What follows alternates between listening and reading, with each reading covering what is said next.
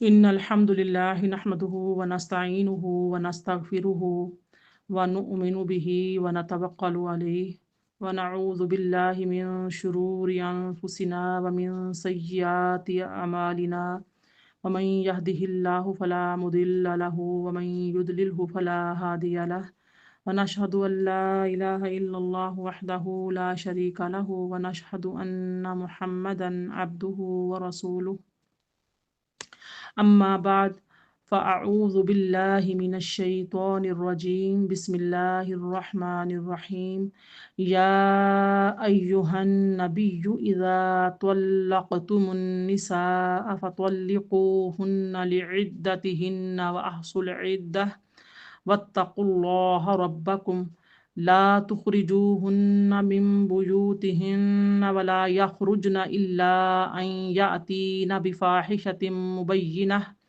وتلك حدود الله ومن يتعد حدود الله فقد ظلم نفسه لا تدري لعل الله يحدث بعد ذلك أمرا صدق اللہ العلی العظیم۔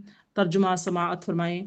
اے نبی، مسلمانوں سے فرما دیں جب تم عورتوں کو طلاق دینا چاہو تو ان کے طہر کے زمانے میں انہیں طلاق دو اور عدت کو شمار کرو اور اللہ سے ڈرتے رہو جو تمہارا رب ہے، اور انہیں ان کے گھروں سے باہر مت نکالو اور نہ وہ خود باہر نکلیں سوائے اس کے کہ وہ کھلی بے حیائی کر بیٹھیں، اور یہ اللہ کی مقررہ حدیں ہیں، اور جو شخص اللہ کی حدود سے تجاوز کرے تو بے شک اس نے اپنی جان پر ظلم کیا ہے۔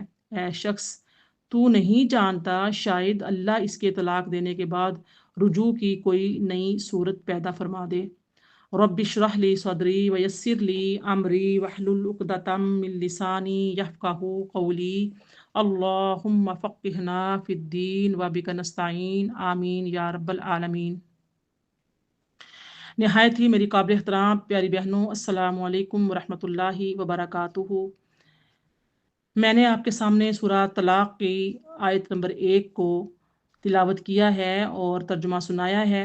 سورہ طلاق 28ویں پارے میں ہے اور بہت اہم سورہ ہے۔ میں آپ سب سے گزارش کروں گی کہ آپ بغور اس کے مسائل کو سمجھیے گا، سنیے گا، اگر ہو سکے تو کاپی پین لے کر بیٹھیں اور اس کو جو پوائنٹس ہیں ان کو نوٹ ڈاؤن کریں۔ اور میں یہ نیت کرتی ہوں بشرط زندگی بشرط صحت کہ ہماری تفسیر جب مکمل ہوگی تو انشاءاللہ ہم جو ہیں اللہ پاک کی دی ہوئی توفیقات سے طلاق کا جو مکمل کورس کریں گے اس سورہ مبارکہ پر، تاکہ ہمیں اچھے طریقے سے طلاق کے مسائل کا علم ہو سکے، کیونکہ ہم طلاقوں کا جو ریشو ہے بڑا بڑھتا چلا جا رہا ہے اور لوگوں کو کچھ پتہ نہیں کہ طلاق دینے کا آسان طریقہ جو شریعت نے بتایا ہے وہ کیا ہے۔ اب دیکھیے یہ جو آیہ مبارکہ 1 ہے، اس کے نام سے ہی آپ کو پتہ چل رہا ہے جو اللہ پاک نے ارشاد فرمایا کہ یا ایھا النبی اذا طلقتم النساء فطلقوهن لعدتهن فاحصوا العدہ، یعنی کہ اس کا جو نام وجہ تسمیہ ہے، اس سورہ مبارکہ کا نام رکھنے کی جو وجہ ہے طلاق، اس کی پہلی آیت کے اندر ہی اس کا جو طلاق کا لفظ آیا ہوا ہے، اس لیے اس کا جو وجہ تسمیہ ہے وہ طلاق یعنی کہ طلاق رکھا گیا ہے۔ اب دیکھیں مصاحف اور کتب تفسیر میں جو معروف ہے وہ یہ ہے کہ اس صورت کا نام طلاق ہے، لیکن صحیح بخاری کی ایک حدیث مبارکہ سے ہمیں یہ معلوم ہوتا ہے کہ اس صورت کا نام النساء القصرا ہے، اور یعنی یہ مصحف کی جو چوتھی صورت ہے نا، سورہ نساء جو آتی ہے، سورہ نمبر 4 ہے النساء الطولا، تو وہ خواتین کے احکام پر مشتمل ہے، بہت بڑی صورت ہے جس میں یعنی کہ سورہ نساء جو عام طور پڑھتے ہیں اسے سورہ النساء الطولا کہتے ہیں، طویل صورت، لمبی صورت، جس میں 24 رکوع ہیں اور 176 آیات ہیں۔ اور یہ جو سورہ مبارکہ ہے سورہ طلاق، جس کا نام صحیح بخاری میں النساء القصرا ہے، اس صورت کی بنسبت چھوٹی صورت ہے جس میں خواتین کے احکام بیان کیے گئے ہیں۔ یہ سورہ مبارکہ 2 رکوع اور 12 آیتوں پر مشتمل ہے۔ اس کا نام جو ہے النساء القصرا رکھا گیا ہے۔ اب جو خواتین کہتی ہیں کہ جناب ہمیں تو کوئی حقوق ہی نہیں دیے گئے، جب یہ سورہ طلاق کو سنیں گی تو اس کو پڑھیں گی اور اللہ نے چاہا اس پر ہم مکمل کورس کریں گے، بالکل اس کے ڈیپلی اس کو سمجھیں گے آیات کی روشنی میں اور حدیث کی روشنی میں، سمجھیں گے کہ اللہ پاک نے کتنا خواتین کے اوپر فضل فرمایا ہے، کرم فرمایا ہے، کتنے ان کے پیارے اللہ پاک نے حقوق رکھے ہیں۔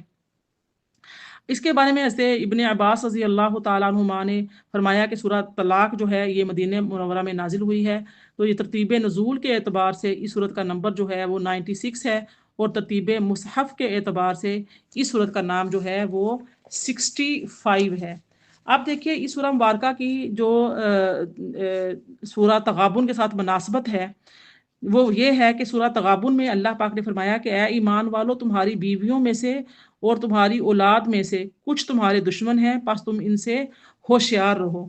اور بیویوں کی عداوت یعنی کہ بغض جو بعض اوقات اولاد تک پہنچا دیتی ہے، اور اولاد کی عداوت بعض اوقات اس حد تک پہنچا دیتی ہے کہ انسان اپنی اولاد پر خرچ کرنا بند کر دیتا ہے۔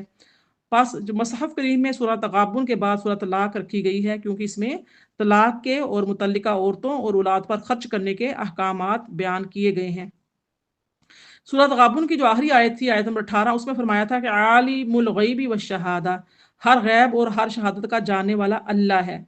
اور سورہ طلاق کے جو آخر میں آیت نمبر جو 12 ہے اس میں فرمایا وَأَنَّ اللَّهَ قَدْ أَحَاطَ بِكُلِّ شَيْءٍ عِلْمًا، اور بے شک اللہ کے علم نے ہر چیز کا احاطہ کیا ہوا ہے۔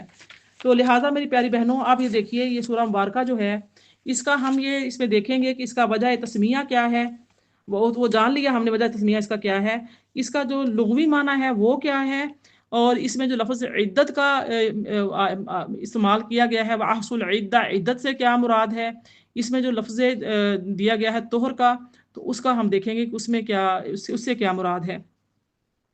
اس آیہ مبارکہ میں خصوصیت کے ساتھ نبی کریم صلی اللہ علیہ وآلہ وسلم کو ندا کی گئی ہے، اور خطاب میں آپ صلی اللہ علیہ وسلم کی امت بھی شامل ہے، اور جمع کا صیغہ آپ کی تعظیم کو ظاہر کرنے کے لیے ہے۔ اور اس آیت میں حکم عام ہے، اور حکم سے مراد حکم شرعی ہے، اور مسلمانوں پر یہ واجب ہے کہ جب وہ اپنی بیویوں کو طلاق دینے کا ارادہ کریں تو ان کو ایام میں یعنی کہ ان ایام میں طلاق دیں جن ایام میں عدت متحقق ہو سکے۔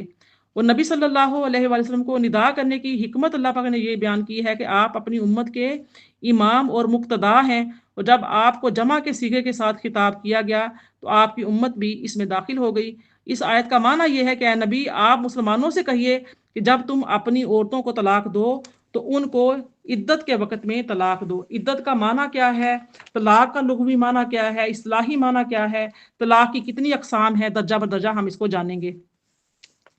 دیکھیے طلاق کا لغوی معنی جو ہے وہ ہے نکاح کی گرہ کو کھول دینا، ترک کر دینا، چھوڑ دینا، ٹھیک ہے۔ جو نکاح تھا، نکاح ہوا تھا، تو اب وہ نکاح ٹوٹ جاتا ہے، تو یہ طلاق کا لغوی معنی ہوتا ہے۔ تو طلاق کا جو تعلق ہے مردوں سے ہے، اور عدت کا تعلق جو ہے وہ کس سے ہے، وہ عورتوں سے ہے، ٹھیک ہے۔ اب اس کا جو اصطلاحی معنی ہے وہ ہے کہ الفاظ مخصوصہ کے ساتھ فی الفور یا ازروع معال نکاح کی قید کو اٹھا دینا، یہ طلاق کہلاتا ہے۔ الفاظ جو مخصوصہ میں نے کہا ہے، اس سے مراد وہ الفاظ ہیں جو مادہ طلاق پر صراحتاً یا کنایتاً مشتمل ہوں۔ اس میں خلا بھی شامل ہے، اور نامردی اور لعان کی وجہ سے نکاح کی قید بھی ازروع مال اٹھ جاتی ہے۔ اب جو میں لفظ صراحتاً بولا ہے، کنایتاً بولا ہے، اس کا بھی ہم انشاءاللہ تعالی یعنی کہ سمجھیں گے کہ صراحتاً جو ہے وہ کیا ہے، کنایتاً جو الفاظ ہوتے ہیں وہ کیا ہوتے ہیں۔ طلاق کی 3 اقسام ہیں، ٹھیک ہے۔ کتنی اقسام ہیں؟ 3 ہیں۔ اور جو سب سے بہترین جو طلاق ہے، جو قرآن و حدیث کی روشنی میں یعنی کہ سب سے اچھی طلاق ہے، وہ طلاق احسن طلاق کہلاتی ہے، اور جو سب سے اچھا طریقہ ہے طلاق دینے کا، جس کا اللہ پاک نے اس آیت میں اور آئندہ آنے والی آیتوں میں ذکر فرمایا ہے۔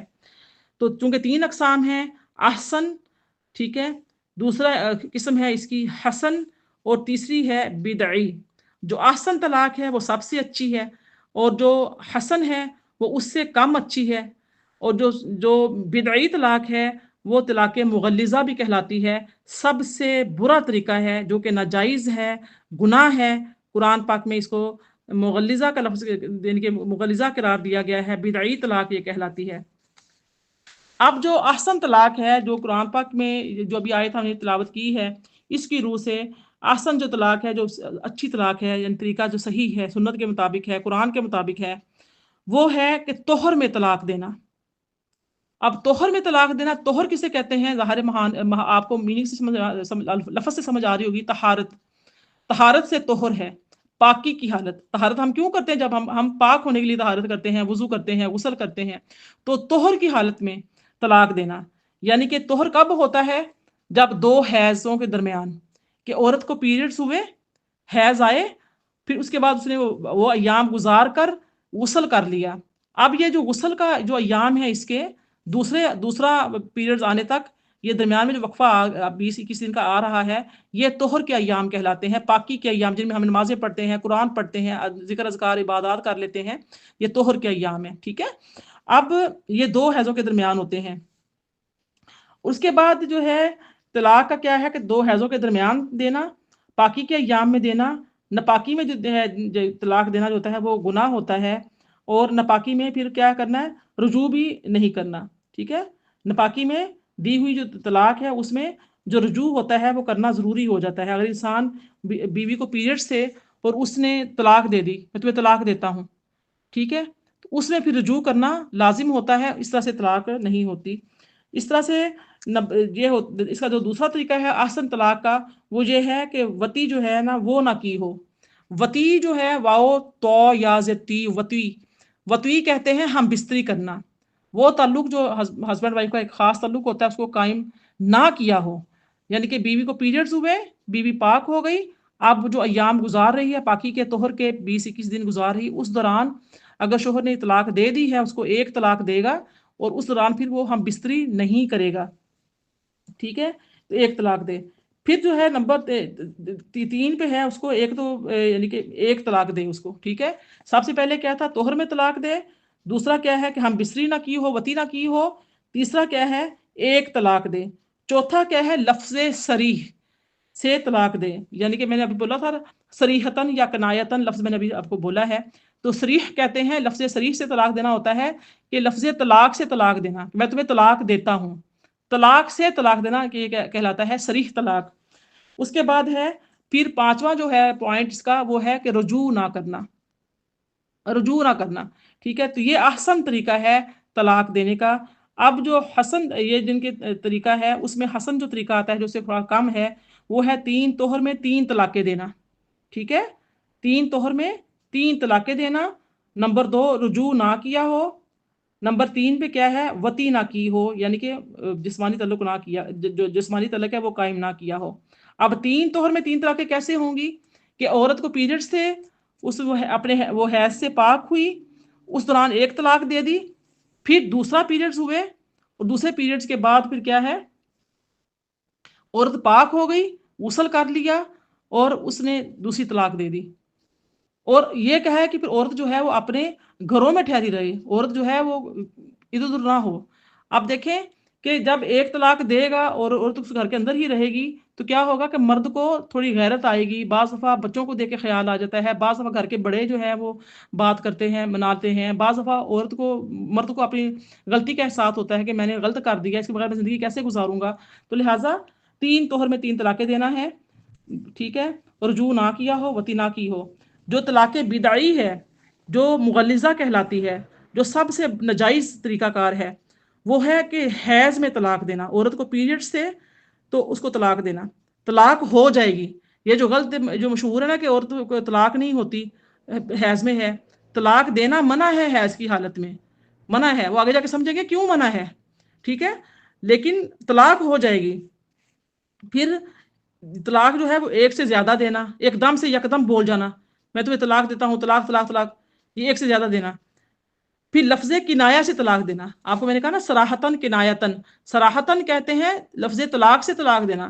تو کنایتاً ہوتا ہے کہ طلاق کی بجائے یہ نہیں کہنا کہ میں تمہیں طلاق دیتا ہوں، یہ کہنا جا میں تمہیں فارغ کرتا ہوں، میں تمہیں چھوڑتا ہوں. ٹھیک ہے. تمہارا میرا کوئی تعلق نہیں آج سے. ٹھیک ہے. تو اس طریقے کے الفاظ، سینکڑوں الفاظ ہیں جو کتب حدیث میں ذکر کیے گئے ہیں کہ جن سے عورت کو طلاق واقع ہو جاتی ہے، اور یہ طلاق بائن ہوتی ہے. جیسے ہی انسان یہ لفظ کہے گا تو وہ طلاق بائن ہو جائے گی، عورت اس کے نکاح سے فوراً نکل جائے گی. ٹھیک ہے. تو لہٰذا ایسے الفاظ سے کہنا، یعنی کہ یا عورت کہتی ہے تم مجھے چھوڑ کیوں نہیں دیتے ہو، مجھے چھوڑ دو، میری جان چھوڑو، تو وہ بھی کہتا ٹھیک ہے میں تمہیں چھوڑ دوں گا، چھوڑ دوں گا. وہ فیوچر کا لفظ ہے، فیوچر میں چھوڑوں گا. اور کہتا ہے جاؤ میں تمہیں چھوڑتا ہوں، جاؤ دفعہ ہو جاؤ، نکل جاؤ میری زندگی سے، میں نے فارغ کیا تمہیں. جب ایسے الفاظ بولے گا، یہ ہوتے ہیں کنایا الفاظ، کنایا کے. اس سے کیا ہوتا ہے؟ طلاق बाइन हो जाती है और जो औरत होती है वो निकाह से फौरन निकल जाती है। हज़रत इब्न उमर रदी अल्लाह ताला अन्हुमा बयान करते हैं कि उन्होंने अपनी बीवी को हालते हैज में तलाक दे दी। हज़रत उमर रदी अल्लाह ताला ने नबी सल्लल्लाहु अलैहि वसल्लम से इस बात का जिक्र किया तो आपने फरमाया इससे कहो कि वो अपनी बीवी से रुजू करे और इसको अपने पास रोके हत्ता कि वो अपने हैज से पाक हो जाए, फिर इसको दूसरा हैज आए, फिर जब वो पाक हो जाए तो इसके साथ जिमा करने से पहले यानी कि हम बिस्तरी करने से पहले इससे अलग हो जाए या इसको निकाह में रोक ले।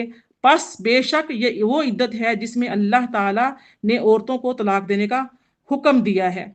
नाफे ने ये रिवायत किया है कि उन्होंने हज़रत इब्न उमर रदी अल्लाह ताला अन्हुमा से ये सुना है कि नबी सल्लल्लाहु अलैहि वसल्लम ने इस आयत की तफसीर में फरमाया कि अपनी औरतों को उनकी इद्दत से पहले तलाक दो, यानी उस तोहर में तलाक दो जिसमें जिमा ना किया हो यानी हम बिस्तरी ना की हो। अल्लामा अबू बकर राजी फरमाते हैं कि नबी सल्लल्लाहु अलैहि वसल्लम ने बयान फरमाया कि अल्लाह ताला ने ये जो फरमाया है कि अपनी औरतों को इद्दत के वक़्त में तलाक दो, फरमाया ना फतल्लिक़ूहुन्ना लिइद्दतिहिन्ना फअहसुल इद्दा, यानी क्या है नबी मुसलमानों से फरमा दे जब तुम औरतों को तलाक देना चाहो तो उनको तोहर के ज़माने में उन्हें तलाक दो और इद्दत को शुमार करो। इद्दत को शुमार करो क्या?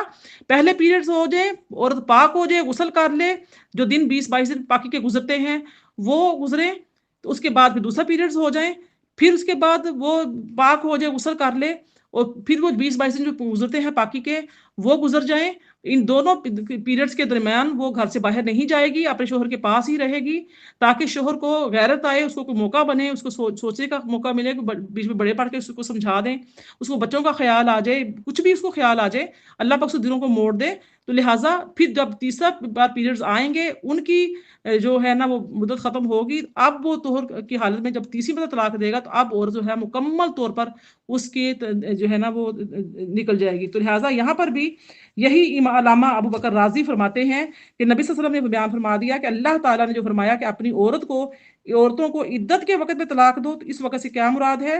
वो ये है कि तलाक देने के लिए उस वक़्त को मुकर्रर फरमाया जाए जिस वक़्त में औरत हैज से पाक हो और उस वक़्त में इससे जिमा ना किया हो। अगर हैज में देता है तलाक तो औरत को हैज की हालत में औरत को तलाक हो जाएगी, लेकिन ये तलाक बिदई कहलाएगी, मुगल्लिजा कहलाएगी। ऐसे ही अल्लामा अबू बकर राजी फरमाते हैं कि यानी कि वो फरमाते हैं कि हमारे असहाब का कौल ये है कि तलाक बर तरीका सुन्नत दो सूरतों में है। एक सूरत का ताल्लुक यानी कि वक़्त से है और वो ये है कि तलाक में उस तोहर में तलाक जो है वो तोहर में दी जाए जिस तोहर में उसने अपनी बीवी से जिमा ना किया हो। ठीक है, इधर उसने जिमा किया, बीवी से हम बिस्तरी कर ली, अगले दिन या उसी टाइम फौरन कुछ देर के बाद उसको पीरियड्स हो गए, ठीक है, तो अब वो तलाक नहीं दे सकता। ऐसे तौर में दे जब उसने जमा भी ना किया हो, ठीक है, और वो ये है कि फरमाते हैं कि जमा जमा उसने ना किया हो और या उसकी बीवी हामिला हो और उसका हमल जाहिर हो चुका हो।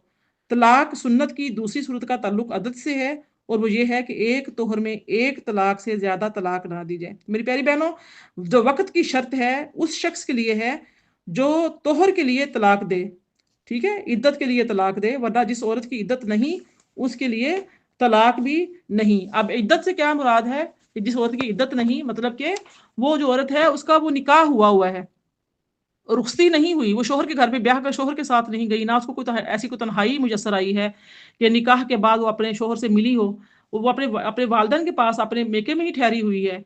अब अगर उसको तलाक दी जाती है तो वो जो है उसके लिए कहा जा रहा है कि यहाँ पे तोहर की इद्दत की शर्त नहीं है। जो शख्स मुबाशरत से पहले अपनी बीवी को तलाक दे दे उसके लिए अपनी बीवी को हैज में भी तलाक देना जायज़ होती है।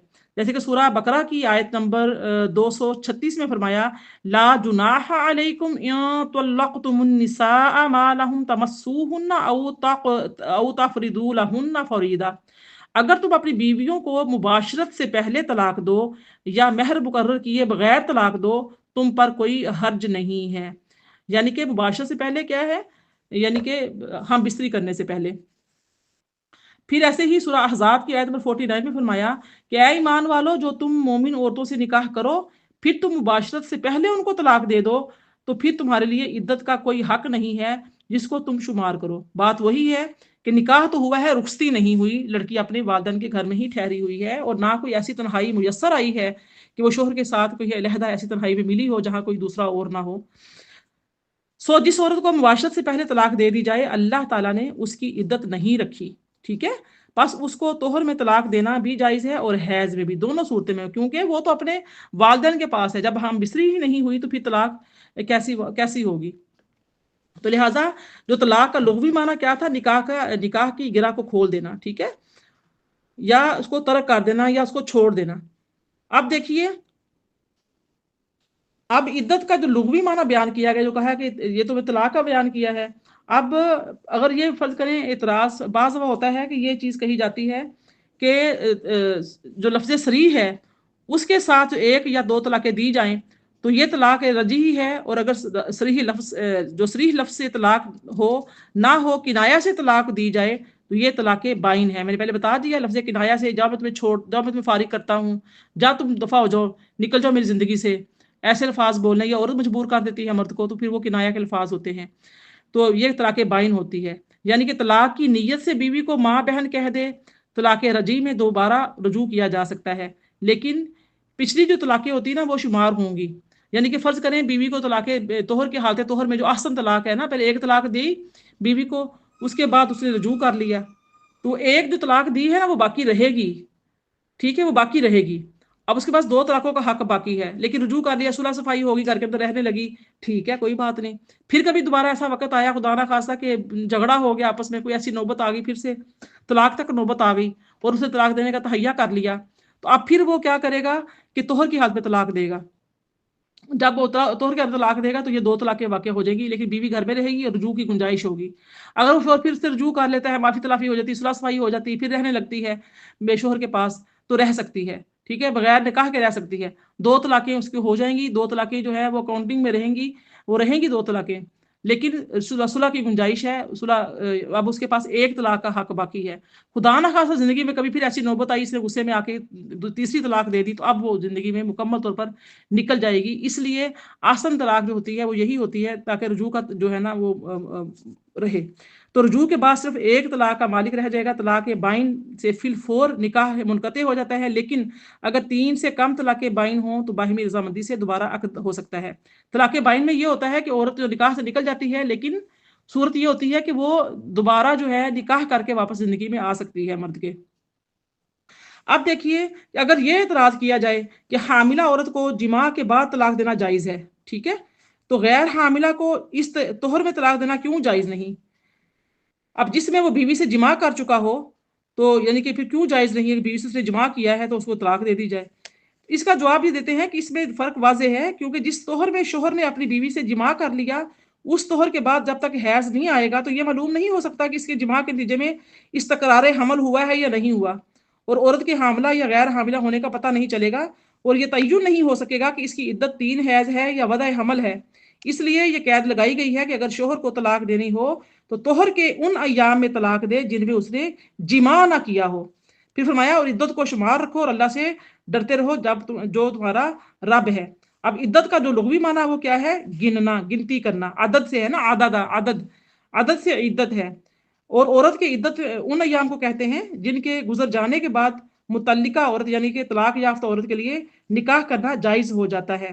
تو جو غیر حاملہ عورت کی عدت وہ ہے وہ 3 حیض، جیسا کہ سورہ بقرہ کی آیت نمبر 228 میں فرمایا والمطلقات یتربصن بانفسہن ثلاثۃ قروء، اور مطلقات اپنی آپ کو 3 ماہ تک نکاح سے روکے رکھے۔ ان کے 3 حیض ہے، 3 حیض اب 4 مہینے میں پورے ہوں، 5 مہینے میں پورے ہوں، جب 3 حیض پورے ہو جائیں گے تو پھر وہ عورت جو ہے اس کی عدت پوری ہوگی۔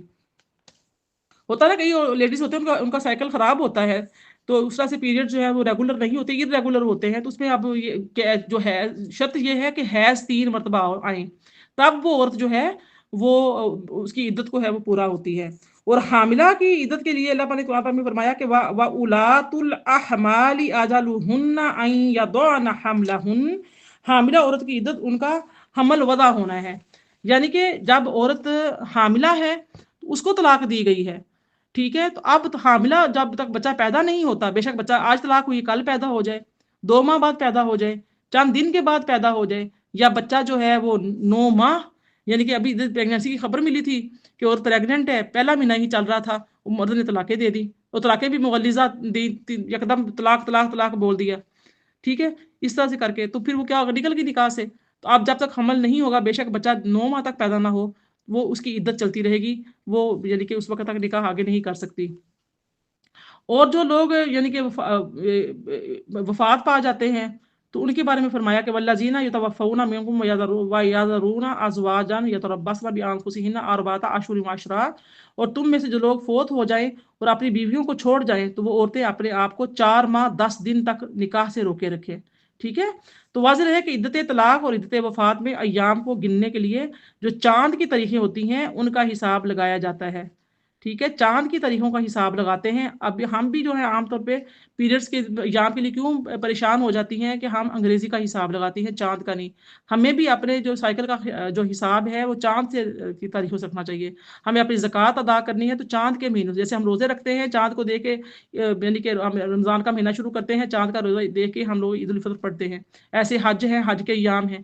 تو یہ چاند کے حساب سے، جس بھی اسلامک کیلنڈر کے حساب سے ہمیں اپنے تمام چیزوں کا اندازہ لگانا ہوتا ہے۔ اب دیکھیے کہ علامہ ابو بکر احمد بن علی رازی وہ فرماتے ہیں کہ اس آیت میں شوہروں کو اس سے منع کیا ہے کہ وہ دوران عدت اپنی بیویوں کو گھروں سے نکال لیں، اور عورتوں کو بھی از خود نکلنے سے منع فرمایا گیا ہے کہ وہ عورتیں جو ہیں وہ کیا گھروں سے نہ نکلیں، ٹھیک ہے۔ تو یہ وہ گھر ہے جن میں عورتیں طلاق سے پہلے رہتی تھیں، شوہروں کے گھر جو ہے، اور اللہ تعالیٰ نے حکم دیا ہے کہ عورتوں کو انہی کے گھروں میں رکھا جائے۔ تو شوہر کے لیے یہ جائز نہیں ہے کہ وہ طلاق یافتہ عورت کو اپنے ساتھ لے کر سفر پر جائے، حتیٰ کہ وہ اس سے رجوع کرے اور رجوع پر گواہ قائم کرے، اور انہوں نے متعلقہ عورت کو عدت کے دن دوران سفر کرنے سے بھی منع کر دیا گیا ہے۔ اہل علم کا اس پر اتفاق ہے کہ شوہر پر واجب ہے کہ وہ طلاق رجعی میں بیوی کو کھانے پینے کا خرچہ اور رہائش مہیا کرے اور اپنے اس کو گھر سے نہ نکال لے۔ پھر فرمایا کہ سوائے اس کے کہ وہ کھلی بے حیائی کرے۔ اب کھلی بے حیائی کے بارے میں مختلف تفسیر آتی ہیں۔ حضرت ابن عمر رضی اللہ تعالیٰ عنہما نے فرمایا کہ عدت پوری ہونے سے پہلے عورت کا گھر سے باہر نکلنا کھلی بے حیائی ہے، یعنی کہ بغیر بلا ضرورت نکلنا کسی وجہ سے۔ حضرت ابن عباس رضی اللہ تعالیٰ عنہما نے فرمایا کہ جب عورت دوران عدت اپنے خاوند سے بد زبانی اور بد کلامی کرے تو وہ خاوند یعنی کہ خاوند کا اس کو گھر سے نکالنا جائز ہوتا ہے۔ جیسے ہی مرد کے منہ سے غصے میں آ کے طلاق کا لفظ نکل نہیں گیا، فوراً اب تو فون ہے، موبائل فون پکڑا، کانوں سے لگایا، امی ابو کو بتایا، شور مچایا، اور پورے خاندان میں جو بات پھیل گئی۔ اور اس کے بعد کیا ہے کہ جو آگ لگانے والے، جلتی پہ تیل چھڑکنے والے بھی ادھر سے حملہ آور ہو گئے، وہ بات کا پتنگڑ بنا دیا۔ طلاق اس نے ایک کہی تھی، بس عورت بھی گھر سے چلی گئی، فٹافٹ نکل گئی، گھر چھوڑ کر چلی گئی، رونا دھونا شروع ہو گیا۔ تو کیا ہو گیا کہ گھر کو پھر اجاڑ کر ہی دم لیتی ہیں۔ یہ ایسا نہیں ہونا چاہیے، گھر میں رہنے کا حکم دیا گیا ہے۔ ہاں اگر عورت گھر میں ہے اور بد زبانی کرتی ہے، بد اخلاقی کرتی ہے، گالی گلوچ کرتی ہے، تو اس طرح سے پھر اس کو مرد کو حق ہے کہ اس کو گھر سے نکال دے۔ اس آیت میں کھلی بے حیائی سے مراد یہ ہے کہ متعلقہ عورت خاوند کی نافرمانی کرے۔ حسن بصری اور زید بن اسلم نے کہا کہ کھلی بے حیائی سے مراد وہ زنا کرے، پھر اجرائے حد کے لیے اس کو گھر سے باہر جانا پڑے گا۔ تو کھلی بے حیائی کی تفسیر میں تمام جو معانی ہیں وہ درست ہیں، جتنے بھی دیے گئے ہیں۔ فرمایا یہ اللہ کی حدود ہے، اور جس نے اللہ کی حدود سے تجاوز کیا اس نے اپنی جان پر ظلم کیا۔ اب دیکھیں اس آیت میں یہ دلیل ہے کہ جس نے خلاف سنت طلاق دی اس نے اپنی جان پر ظلم کیا، کیونکہ اس نے اس پہ اللہ نے فرمایا کہ جب تم اپنی عورتوں کو طلاق دو تو ان کی عدت کے وقت، یعنی کہ طہر کے حالت میں بلا مباشرت، بغیر ہم بستری کیے، پاکی کے ایام میں ان کو طلاق دو۔ جس نے اس کے خلاف کیا، یعنی حیض میں طلاق دی یا اس طہر میں طلاق دی جس میں وہ اس سے جماع کر چکا تھا، تو اس نے اپنی جان پر ظلم کیا۔ ادھر پیریڈز ہوئے، عورت نے غسل کیا، اس نے جماع کر لیا، بعد میں کچھ صورتیں ایسی بگڑی، اس نے طلاق دے دی۔ اگرچہ عورت کے ایام تو طہر کے چل رہے ہیں، پیریڈ سے صاف ہو چکی ہے، لیکن اس نے ہم بستری کر لی ہے، اور اس نے اپنی جان پر ظلم کیا۔ تو سنت طریقہ یہ ہے کہ ایک طہر میں ایک طلاق دی جائے۔ جس نے ایک مجلس میں 3 طلاقیں دیں اس نے اپنی جان پر ظلم کیا۔ ظلم سے مراد یہ ہے۔ اس طریقے سے سلمہ بن ابی سلمہ اپنے والد رضی اللہ تعالیٰ سے روایت کرتے ہیں کہ حفص بن مغیرہ نے اپنی بیوی فاطمہ بنت قیس کو رسول اللہ صلی اللہ علیہ وسلم کے عہد میں کلمہ واحدہ کے ساتھ 3 طلاقیں دیں، تو نبی صلی اللہ علیہ وسلم نے ان کو ان کے شوہر سے الگ کر دیا، اور ہم کو یہ خبر نہیں پہنچی کہ نبی صلی اللہ علیہ وسلم نے اس پر ان کی مذمت کی ہو۔ جب 3 طلاقیں دے دی کلمہ واحدہ کے ساتھ، جب 3 طلاقیں دے دی تو پھر ظاہر الگ کر دیا، نبی نے کوئی مذمت نہیں کی۔ اب کہتے ہیں نا کہ ایک مجلس میں دی ہوئی، ایک وقت میں دی ہوئی 3 طلاقیں ایک طلاق کہلاتی ہیں، اس پہ بڑی بحث چلتی ہے، بڑا پروپیگنڈا کیا جاتا ہے۔ تو یہاں پہ حدیث مبارکہ سے ہمیں ظاہر ہو رہا ہے، جو سنن دارقطنی میں حدیث مبارکہ ہے، سنن بہیقی میں ہے، کہ نبی کریم صلی اللہ علیہ وسلم نے اس کی کوئی مذمت نہیں کی، ٹھیک ہے۔ ایسے ہی حسن بیان کرتے ہیں کہ حضرت عبداللہ بن عمر رضی اللہ تعالیٰ عنہما نے حالت حیض میں اپنی بیوی کو طلاق دے دی، پھر یہ ارادہ کیا کہ ان کو 2 طہروں میں مزید 2 طلاقیں دے۔ جب یہ خبر رسول اللہ صلی اللہ علیہ وسلم کو پہنچی تو آپ نے فرمایا، اے ابن عمر، اللہ تعالیٰ نے اس طرح نہیں فرمایا، تم نے سنت طلاق یعنی کہ طریقہ طلاق میں خطا کی۔ سنت یہ ہے کہ تم طہر کا استقبال کرو اور ہر طہر میں طلاق دو۔ تو حضرت ابن عمر کہتے ہیں، پھر رسول اللہ صلی اللہ علیہ وسلم نے مجھے حکم دیا تو میں نے اس طلاق سے رجوع کر لیا۔ پھر آپ نے فرمایا، جب وہ پاک ہو جائے تو پھر تم اس طہر میں خواہ اس کو طلاق دو، خواہ اپنے پاس رکھو۔ پس میں نے کہا، یا رسول اللہ، یہ بتائیں اگر میں اس کو 3 طلاقیں دے دیتا تو کیا میرے لیے جائز ہوتا کہ میں اس سے رجوع کر لیتا؟ آپ نے فرمایا، نہیں، تو وہ تم سے الگ ہو جاتی اور تمہارا یہ فعل معصیت ہوتا، یعنی کہ گناہ ہوتا۔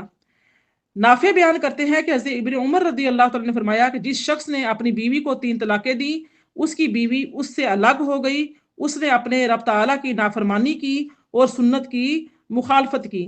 3 طلاقیں دینا میری پیاری بہنوں سنت کیسے ہو سکتا ہے، جبکہ فی نفس ہی طلاق دینا ناپسندیدہ عمل ہے اور بکثرت احادیث میں طلاق دینے سے منع کیا گیا ہے، مذمت کی گئی ہے۔ لیکن یہ سوالات ہمارے ذہن میں آ سکتے ہیں کہ نبی کریم صلی اللہ علیہ وآلہ وسلم نے تو ناپسندیدگی کا اظہار فرمایا ہے، طلاق دینا صرف شدید ضرورت کی بنا پر مشروع کیا گیا ہے۔ جب شوہر اور بیوی کے درمیان مزاج کی ہم آہنگی نہ ہو تب، اور کسی طرح بھی ان میں موافقت نہ ہو رہی ہو، یا بیوی بد چلن ہو، بد کردار ہو، آوارہ ہو، شوہر کے حقوق ادا کرنے سے قاصر ہو، سمجھانے کے باوجود، جو بڑے لوگ ہیں بیٹھے سمجھائیں اس کے باوجود بھی سمجھتی نہ ہو، اپنے ذمہ داریوں سے ذمہ بری ہو، تو تب جو ہے پھر طلاق دینے کا حق رکھتا ہے شوہر۔ اور جب کوئی ایسی ناگزیر وجہ نہ ہو تو طلاق دینا سخت ناپسندیدہ ہے۔ حضرت ابن عمر رضی اللہ تعالیٰ عنہما بیان کرتے ہیں کہ رسول اللہ نے فرمایا، حلال کاموں میں جو کام اللہ تعالیٰ کے نزدیک سب سے زیادہ موجب غضب ہے وہ طلاق دینا ہے۔ سنن ابو داؤد کی حدیث مبارکہ ہے۔ حضرت ابو موسیٰ رضی اللہ تعالیٰ عنہ بیان کرتے ہیں کہ رسول اللہ صلی اللہ علیہ وآلہ وسلم نے فرمایا، کسی عیب کے بغیر عورتوں کو طلاق مت دو، کیونکہ اللہ عز و جل چکھنے والے مردوں اور چکھنے والی عورتوں کو ناپسند کرتا ہے۔ کیا مراد ہے؟ ایک بیوی کو چھوڑ دیا، دوسری عورت کر لی، تو بیوی بھی جو ہے وہ بھی بعض ایسی بد کردار ہوتی، بد چلن ہوتی، بد اخلاق ہوتی، وہ پہلی طلاق سے سبق نہیں سیکھتی، دوسری جگہ شادی کر لیتی ہے، دوسری گھر میں جا کے وہی کچھ کر رہی ہوتی جو پہلے گھر میں کرتی تھی۔ تو یہ چکھنے والی عورتوں کو مردوں کو اللہ پاک پسند نہیں کرتا۔ اکرمہ بیان کرتے ہیں کہ ابن عباس رضی اللہ تعالیٰ فرماتے ہیں، طلاق کی 4 قسمیں ہیں، 2 حلال ہیں اور 2 حرام ہیں۔ جو 2 طلاقیں حلال ہیں، کہتے ہیں کہ وہ یہ ہیں کہ کوئی شخص اپنی بیوی کو اس کے طہر میں طلاق دے جس میں اس نے جماع نہ کیا ہو، میں پہلے بیان کر چکی ہوں۔ وہ اپنی حاملہ بیوی کو طلاق دے جس کا حمل ظاہر ہو چکا ہو۔ اور جو طلاقیں حرام ہیں وہ یہ ہیں، کوئی شخص اپنی بیوی کو حالت حیض میں طلاق دے، کوئی شخص جماع کرتے وقت اپنی بیوی کو طلاق دے اور اس کو اس کا پتہ نہ ہو کہ اس کا نطفہ رحم پر پہنچ گیا ہے یا نہیں۔ میری پیاری بہنوں، یہ تو تھے طلاق سے متعلق۔ اگلے آیت نمبر 2 دیکھ لیجئے۔ اللہ اکبر۔ فرمایا کہ تم کو معلوم نہیں شاید اس کے بعد اللہ تعالیٰ کوئی نئی صورت پیدا کر دے۔ اسی صورت کی جو پہلی آیت کی جو آخری الفاظ ہیں، تو یعنی کہ حضرت عبداللہ بن عمر بن عاص رضی اللہ تعالیٰ عنہما بیان کرتے ہیں کہ انہوں نے رسول اللہ صلی اللہ علیہ وسلم کو فرماتے ہوئے سنا ہے کہ تمام بنو آدم کے قلوب رحمان کی انگلیوں میں سے 2 انگلیوں کے درمیان ایک قلب کی طرح ہیں۔ بہت ہی پیاری یہ حدیث مبارکہ ہے کہ کیوں کہا گیا ہے کہ جب ایک طلاق دو طہر کے حالت میں رجوع بھی نہ، یعنی کہ ہم بستری نہ کرو، وطی نہ کرو، تو ایک طلاق دو، اور بیوی کو کہا گیا ہے کہ وہ شوہر کے گھر میں ہی ٹھہری رہے، شوہر کے گھر سے نہ نکلے۔ اس کی وجہ کیا ہے؟ آقا کریم صلی اللہ علیہ وسلم فرماتے ہیں کہ تمام بنو آدم کے قلب کی جمع ہے جو دل ہیں، رحمان کی انگلیوں میں سے 2 انگلیوں کے درمیان ہے، ایک قلب کی طرح ہے۔ وہ جس طرح چاہتا ہے قلب کو الٹتا پلٹا رہتا ہے۔ صحیح مسلم، سنن کبریٰ، نسائی اور مسند احمد میں ہے۔ کہ ہو سکتا ہے کہ اللہ پاک کی ذات دل میں نرمی پیدا کر دے، شوہر کو خیال آ جائے کہ میرے بچے کدھر جائیں گے، یا یہ عورت بیچاری کہاں جائے گی، والدین گھر میں پریشانی ہے، جو بھی شوہر سوچ سکتا ہے، کیسا بھی اس کو خیال آ جائے، یا اپنے پہلے گزرے ہوئے ایام یاد آ جائے، کہ یہ وعدے یاد آ جائیں، یا غصہ جذباتی میں آ کے طلاق دے بیٹھا تھا، جذباتی ہو گیا تھا، غصے میں آ کے کہہ دیا تھا، وہ رجوع کر لے۔ ایسے عائشہ صدیقہ رضی اللہ تعالی عنہا بیان کرتی ہیں کہ نبی صلی اللہ علیہ وسلم بکثرت یہ دعا کرتے تھے کہ اے دلوں کے پلٹنے والے، میرے دل کو اپنے دین اور اپنی اطاعت پر قائم رکھ۔ آپ سے عرض کیا گیا یا رسول اللہ، آپ بہت زیادہ یہ دعا کرتے ہیں، اے دلوں کو پلٹنے والے، یعنی کہ یا رب ہے نا دعا ذہن سے نکل گئی ہے، فرماتے ہیں کہ میرے دل کو، یا مقلب القلوب ثبت قلبی علی دینک، فرمایا میرے دلوں کو پلٹنے والے، میرے دل کو اپنے دین اور اپنی اطاعت پر قائم رکھ۔ آپ نے فرمایا مجھے کون یعنی کہ کون معمون رکھ سکتا ہے؟ بندوں کے دل رحمان کی دو انگلیوں کے درمیان ہے، جب وہ کسی بندے کا دل پلٹنا چاہتا ہے تو پلٹ دیتا ہے۔ تو یہ حدیث مبارکہ مسند احمد، اور اس کے بعد مسند ابو یعلا، اور کتاب الدعاء لطبرانی، موجب الاوسط، مصنف ابن ابی شیبہ نے لکھا ہے، کہتے ہیں کہ اس کی حدیث جو ہے سند جو ہے بالکل صحیح ہے۔ اب دیکھو، جب یہ حدیث مبارکہ سے ہمیں واضح ہو گیا کہ اللہ تعالیٰ بندوں کے دل پلٹتا اور بدلتا رہتا ہے، تو ہو سکتا ہے کہ جو شوہر ہے آج اپنی بیوی سے ناراض ہے، کل راضی ہو جائے، آج اس کو بیوی سے نفرت ہے، کل وہ نفرت محبت میں بدل جائے، اور وہ بیوی کو طلاق دینے پر نادم ہو جائے، شرمندہ ہو، اس سے طلاق سے رجوع کر لے۔ اس لیے فرمایا کہ تم کو معلوم نہیں، شاید اس کے بعد اللہ کوئی نئی صورت پیدا کر دے۔ اور اس آیت میں یہ دلیل ہے کہ شوہر پر لازم ہے کہ وہ ایک بار 3 طلاقیں نہ دے، بلکہ ہر طہر میں 1 طلاق دے، شاید کہ ایک حیض یا 1 ماہ گزرنے کے بعد حالات بدل جائیں اور اس کا دل پلٹ جائے، اور جس وجہ سے وہ بیوی کو طلاق دے رہا تھا وہ وجہ زائل ہو جائے، اور وہ پہلے طہر میں دی ہوئی طلاق سے رجوع کر لے۔ اور اس آیت میں یہ دلیل ہے کہ 3 طلاقیں دینا ممنوع ہے، مذموم ہے، اس کی مذمت کی گئی ہے۔ میری پیاری بہنوں، دیکھو، اگر ہم حالات حاضرہ پر غور کریں تو جو وقت چل رہا ہے آج کے زمانے میں، جو لوگ ہیں وہ جاتے ہیں وثیقہ نویس کے پاس۔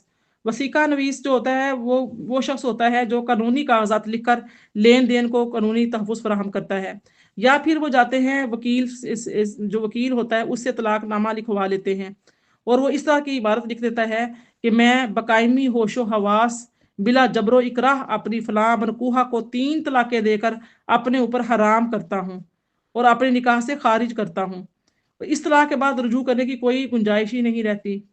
تو بعد میں جب غصہ ٹھنڈا ہو جاتا ہے اور اللہ تعالیٰ شوہر کا دل بدل دیتا ہے، پھر شوہر نادم اور پریشان ہوتا ہے، اس کو خیال آتا ہے کہ اب بچوں کا کیا بنے گا، پھر وہ کیا کرتا ہے، علماء کرام کے پاس، مفتیوں کے پاس جاتا ہے، کبھی حلالہ کرانے کا سوچتا ہے، کبھی اپنا مذہب بدل کر غیر مقلد مولویوں کے پاس جا کر باطل فتوے لے لیتا ہے۔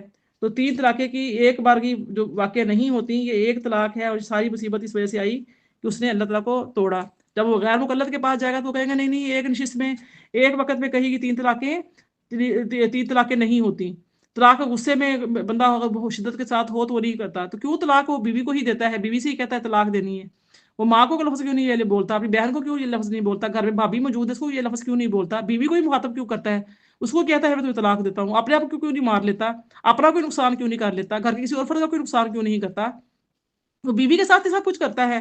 تو لہٰذا یہ بات بہت ہے، بعد میں پچھتاتا ہے، علماء کرام کے ساتھ جاتا ہے، کہتا ہے کہ میں کیا کروں، یعنی کہ کوئی صورتحال نکل جائے۔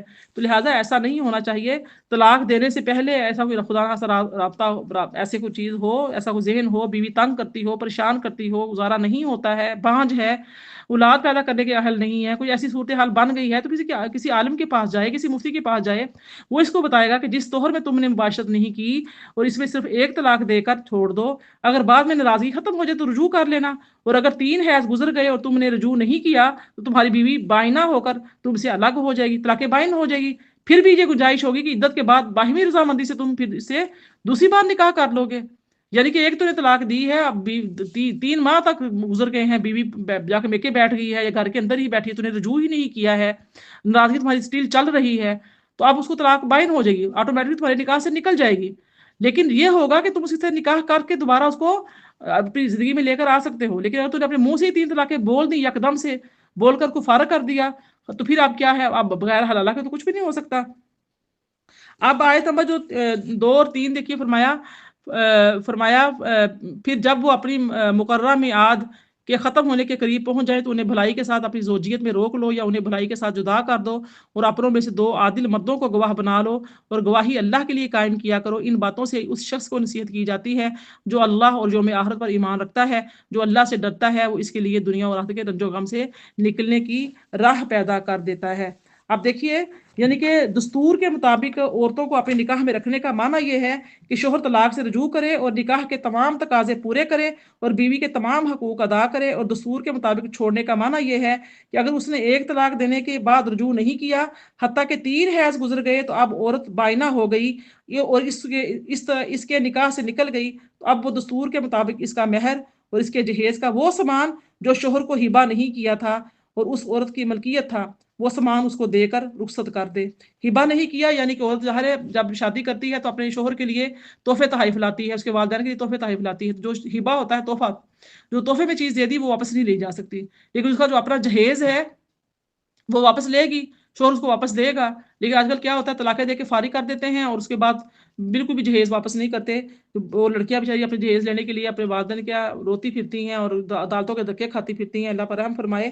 تو فرمایا کہ وہ سامان اس کو دے کر رخصت کر دے۔ اس طرح یہاں اس آیت میں فرمایا کہ پھر جب وہ تکمیل عدت کو پہنچنے لگیں تو ان کو اچھائی کے ساتھ روک لو یا ان کو دستور کے مطابق اس کو یعنی کہ کر دو۔ تو علامہ ابو بکر احمد بن علی رازی وہ کہتے ہیں کہ یعنی طلاق رجعی دینے کے بعد اگر حالات بدل جائیں یا اس کا دل بدل جائے تو پھر عدت کے اندر اس سے رجوع کر لے۔ رجوع سے مراد ہم بستری ہوتی ہے یا لفظ سے جو ہے نا بات کر لینا، کہنا میں رجوع کرتا ہوں، شرمندگی ندامت جو ہے اس کا اظہار کرنا۔ اور اگر اس سے علیحدگی کے عزم پر قائم رہے تو حتیٰ کہ عدت پوری ہو جائے تو دستور کے مطابق اس کو رخصت کر دے۔ اس کے بعد فرمایا کہ اپنے 2 نیک آدمیوں کو گواہ بنا لو، اللہ پاک جو ہے وہ گواہی کو پسند کرتا ہے۔ تو اس آیت مبارکہ میں اللہ تعالیٰ نے رجوع کرنے اور فراق پر گواہ بنانے کا حکم دیا ہے۔ شوہر ان میں سے جس پر بھی گواہ بنانے کو اختیار کرے تو وہ گواہ بنائے گا، یعنی کہ جب اس نے رجوع کیا اور گواہ نہیں بنایا تو اس کا رجوع صحیح ہے، رجوع صحیح ہو جائے گا، لیکن گواہ بنانا کا حکم دیا گیا ہے، وہ گواہ بنانا صحیح ہے۔ اللہ تعالیٰ نے یہ حکم اس لیے دیا ہے کہ طلاق دیتے وقت، طلاق سے رجوع کے وقت اپنے 2 نیک آدمیوں کو گواہ بناؤ۔ امام ابو حنیفہ کے نزدیک یہ گواہ بنانا مستحب عمل ہے، اور امام شافعی کے نزدیک طلاق کے وقت گواہ بنانا بھی مستحب عمل ہے، اور طلاق سے رجوع کے وقت گواہ بنانا واجب ہے۔ اور ایک قول یہ ہے کہ گواہ بنانے کا فائدہ یہ ہے کہ بعد میں فریقین میں سے کوئی طلاق یا رجوع کا انکار نہ کر سکے اور اس کے نکاح میں بیوی کو روکنے پر تہمت نہ لگائے، اور جب فریقین میں سے کوئی دوران عدت مر جائے تو اس کے وارث ہونے کا ثبوت بھی ہو سکتا ہے۔ اور قول یہ ہے کہ گواہ بنانے کی حکمت یہ ہے کہ بیوی رجوع کا انکار کر کے عدت کے بعد کسی اور سے شادی نہ کر سکے۔ ایک تو یہ تھا کہ چلو گواہ بنائے تھے، رجوع کر لیا تھا، دوبارہ سے 2 گواہ نیک سچے عادل مسلمان تھے، خدا نہ خاصا ادھر رجوع کیا، ادھر جناب یعنی کہ اس کے مرد کی ڈیتھ ہو گئی، تو اب خاندان میں یہ ہوگا، اس نے طلاقیں دی ہوئی تھیں، یہ عورت تو وراثت میں محروم ہو گئی ہے، اس کا تو وراثت میں حق نہیں بنتا، ایسی باتیں نہ ہوں، وہ اس لیے بھی گواہ بنانے کے لیے کہا گیا ہے۔ پھر فرمایا وَيَرْزُقْهُ مِنْ حَيْثُ لَا يَحْتَسِبُ وَمَنْ يَتَوَكَّلْ عَلَى اللَّهِ فَهُوَ حَسْبُهُ إِنَّ اللَّهَ بالغ امرہ قد جعل اللہ لكل شيء قدرا۔ اور ایسی جگہ سے رزق عطا فرماتا ہے جہاں سے اس کا گمان بھی نہیں ہوتا، اور جو شخص اللہ پر توکل کرتا ہے تو اللہ اسے کافی ہے، بے شک اللہ اپنا کام پورا کر لینے والا ہے، بے شک اللہ نے ہر شے کے لیے اندازہ مقرر فرما رکھا ہے۔ اب اس آیت مبارکہ کے بارے میں جو کہتے ہیں کہ جو شخص مصیبت میں صبر کرتا ہے اللہ تعالیٰ اس کے لیے دوزخ سے جنت کی طرف نکلنے کا راستہ بنا دیتا ہے۔ حضرت ابن عباس رضی اللہ تعالیٰ عنہما بیان کرتے ہیں کہ نبی صلی اللہ علیہ وسلم نے اس آیت کو پڑھ کر فرمایا کہ جو شخص اللہ سے ڈرتا ہے اللہ تعالیٰ اس کے لیے دنیا کی شبہات سے اور موت کی سختیوں اور قیامت کی شدتوں سے نجات کی راہ پیدا کر دے گا۔ حضرت ابو ذر رضی اللہ تعالیٰ عنہ بیان کرتے ہیں کہ رسول اللہ صلی اللہ علیہ وسلم نے فرمایا میں ایک ایسی آیت کو جانتا ہوں کہ اگر تمام لوگ اس پر عمل کریں تو وہ آیت انہیں کافی ہوگی۔ صحابہ نے پوچھا یا رسول اللہ وہ کون سی آیت مبارکہ ہے؟